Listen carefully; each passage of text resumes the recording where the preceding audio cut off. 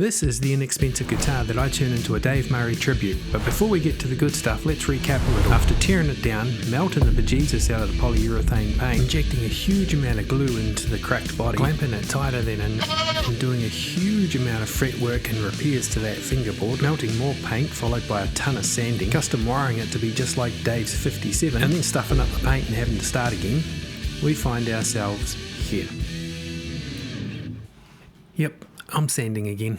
Well, you might have noticed that this neck is a shiny gloss finish and not the hard wax oil that I was originally doing. After doing several coats of the hard wax oil, I just didn't get the finish I was after. It kind of remained a bit sticky and I couldn't get it to build up enough to buff it off and get a nice glossy finish that I was wanting. It is possible that I did it wrong as well, so if you've used hard wax oil before, maybe let me know. What do you think? Can you build it up to a glossy finish, or is it just for more of a natural finish? I do know you can get that glossy result using oils, but I just couldn't be bothered with the amount of time it takes. It's just as quick to spray it. Let me know in the comments what your favourite finish on your neck is. Everyone's got their preferences. I like the look of gloss, but I prefer the feel of an oiled finish.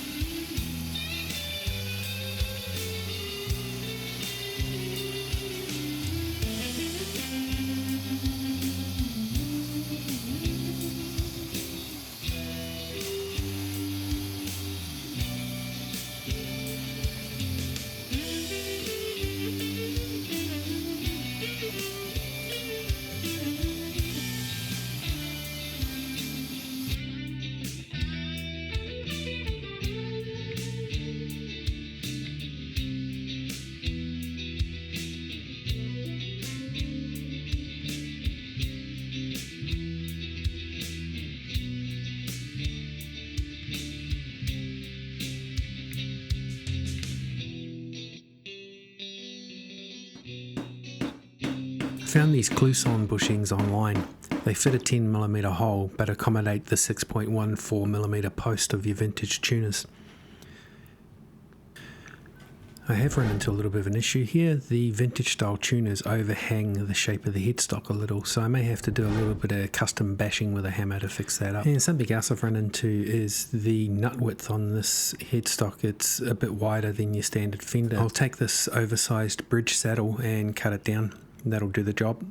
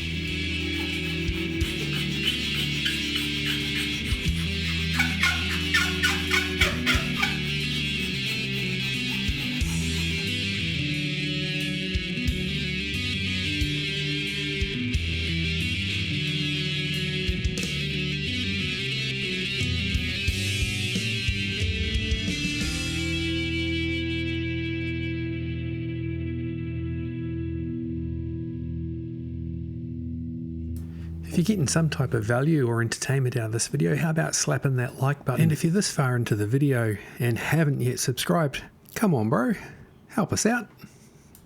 I don't have a nut width ruler, so I end up doing this with calipers and by eye.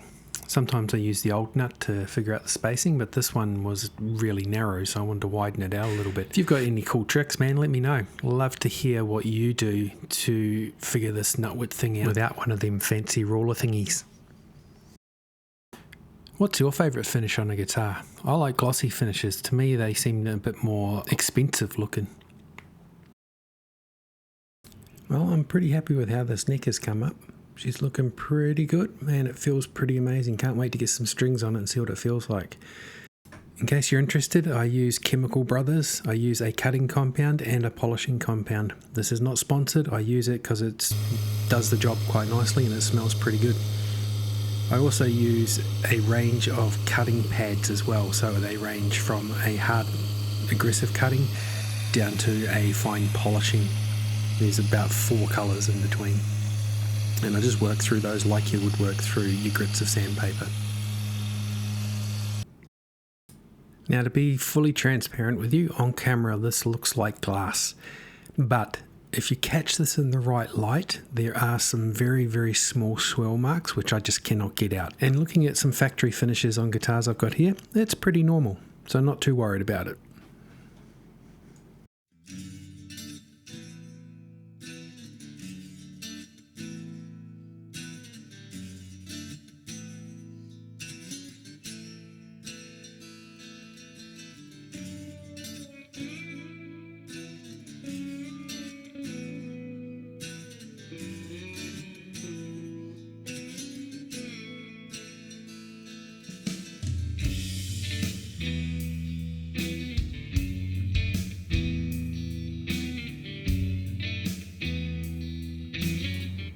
So I'm going to shield this guitar. It does have a single coil in the middle position, so it could get a little bit noisy.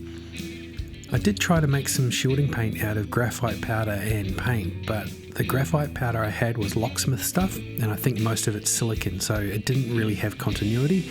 Had a little bit of resistance, but I couldn't get continuity, so it was absolute rubbish. I might as well have used cat piss.